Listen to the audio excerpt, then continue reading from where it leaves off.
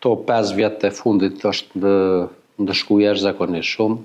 Do thonë qyteti që Republikës i jep ndoshta mas shumti tatime dhe mas shumti firma që kontribuojnë në buxhetin e Republikës Kosovës, ka marrë shumë më pak se themi Deçani, Shtimja, Kamenica, domethënë disa qyteza që janë 3 herë më të vogla se qyteti i Pejës, kanë marrë ndoshta 5 herë më shumë buxhet.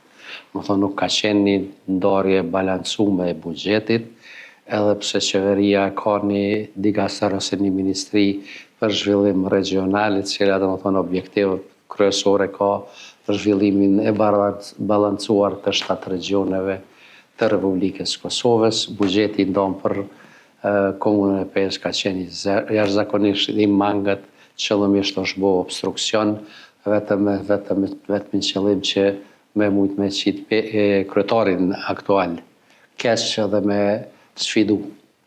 Po ka tregu që qytetari domethënë prapë se prapë e vlerëson punën e jo premtimet.